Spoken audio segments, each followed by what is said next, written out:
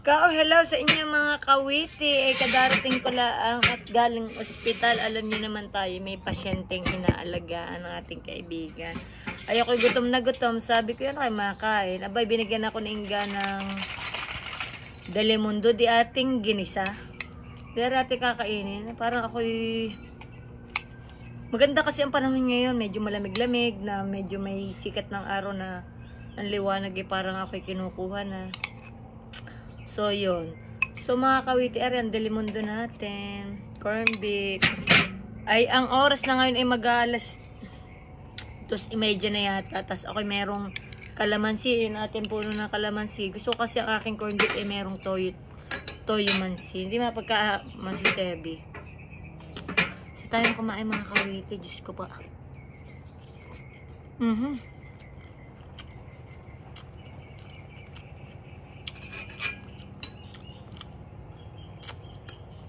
Ay, inaku, pagkasarap. Lalagyan ng corned beef. Ang sibuyas ko mahilaw-hilaw pa. Ayan, sili na may toyo. Nakakatuwa lang kaibigan ko, nakaka-recover na panay ng halhal.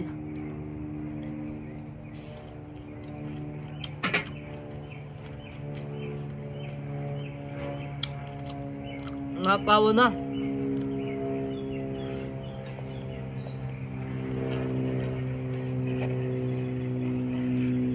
May sounds na ang kanyang hikab.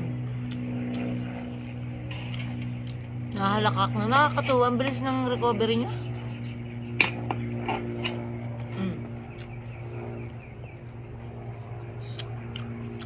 O tayo, bawal naman sa iyo. Sabado ngayon dito mga kawite. Ay...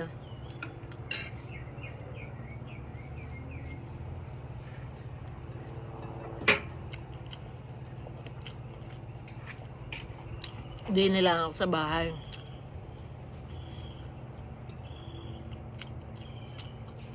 Simula nang nangyari sa kaibigan ko, sadyang inilaan ko na ang weekend ko sa kanya.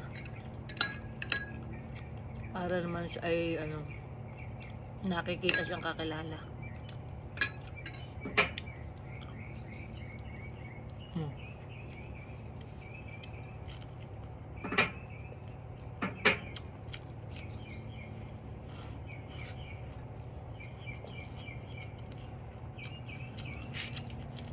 Alas 10 hanggang alas 2 ako bantay sa kanya.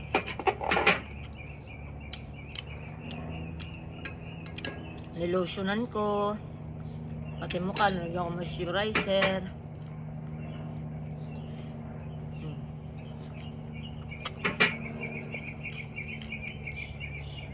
Dinalan ko ng Starbucks. Ano lang,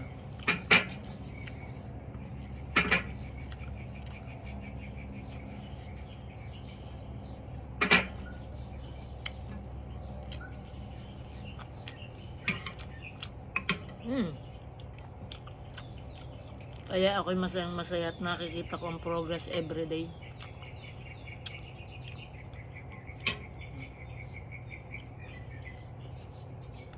Ba't isanting na siyanting naman ang init sa akin araw? Kanina wala yun, ako yung mapo.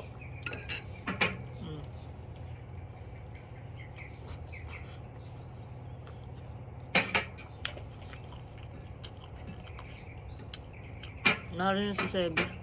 Ay, linggo pala din. Happy Sunday mga kawite.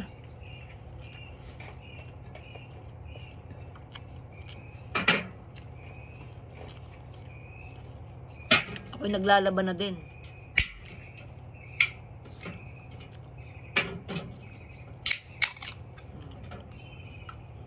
Perrier.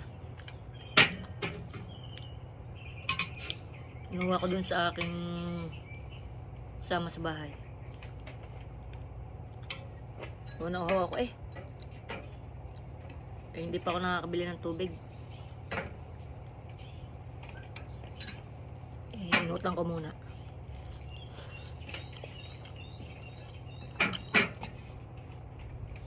Sabi,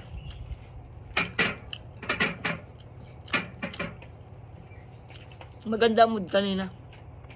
Saya namin.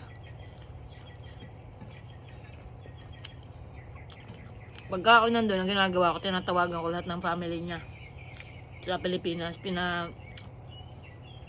Kakausap ko sa kanya para mag-boost yung confidence niya na walang nakakalimot sa kanya. Kapatid niya, tinawagan ko, nanay niya.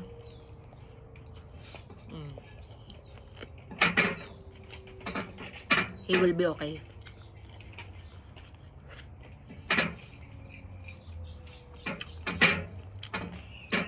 Kasi nagtuturo lang siya dito eh. Nagkaganon siya.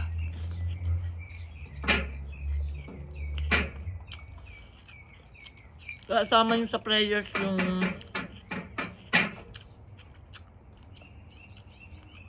kaibigan ko. Pas recovery niya para mahahatid na namin sa Pilipinas. Para dun siya Pero sabi ko dun sa kapatid niya, wag nating uuwi nang hindi pa siya magaling. Pero I think, give me 2 months, okay na. Kasi 1 week pa lang, nakakalakad na eh.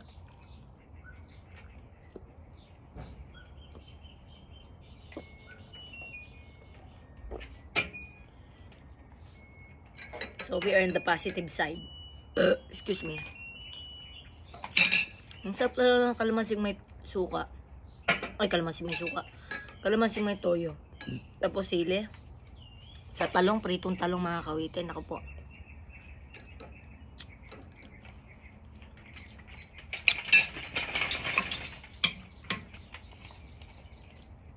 Tingnan nyo ito. Ganyanin ko. Tapos lalagyan ko ng yung ganyan.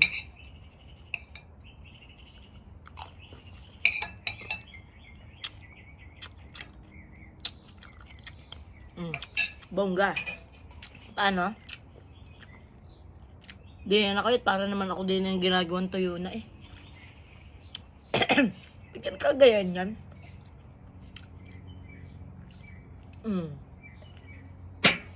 Ngayon, lumilom. Ng baga. Sarap. Gusto ko pa eh.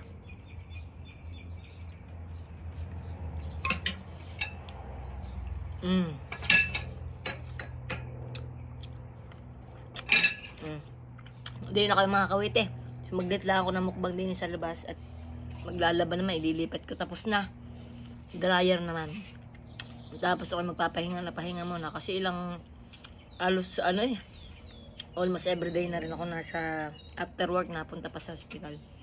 So pahinga lang ako ngayon. Tapos Lunes ulit ako babalik. Ay ganun talaga.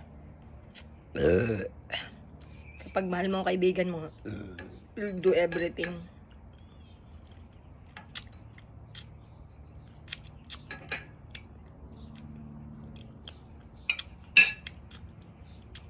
Hintay nga, kukuha ko ng kalamansi. Diyan ka muna.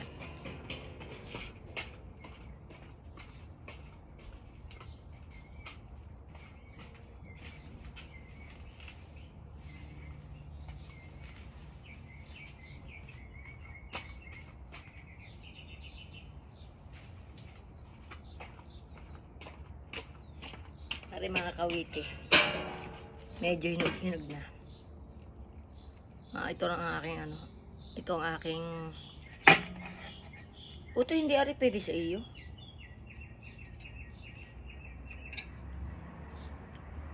Ito ang aking dessert.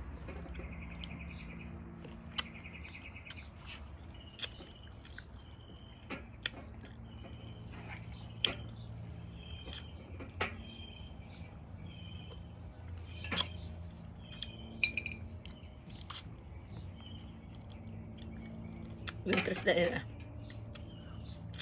kakaiba naman dessert ko. Hindi na kayo mga kawite. Bye bye. Love you all. Ang asim. Diyos ko po.